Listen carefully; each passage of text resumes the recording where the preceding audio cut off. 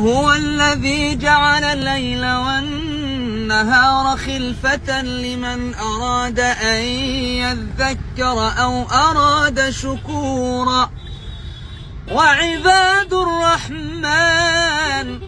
وعباد الرحمن الذين يمشون على الأرض هونا وإذا خاطبهم الجاهلون قالوا سلاما.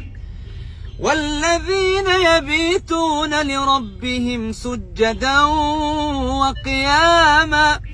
والذين يقولون ربنا اصرف عنا عذاب جهنم إن عذابها كان غراما إنها ساءت مستقرا ومقاما.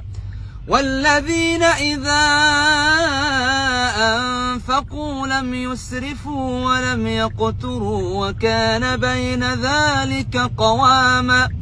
والذين لا يدعون مع الله إلها آخر ولا يقتلون النفس التي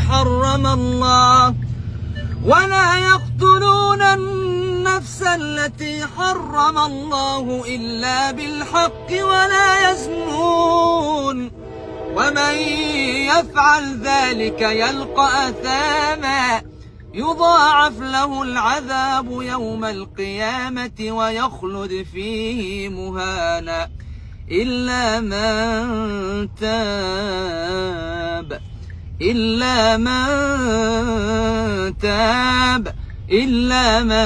تاب وآمن وعمل عملا صالحا فأولئك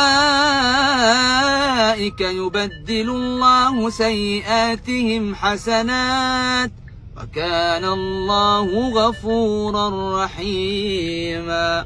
صدق الله العظيم.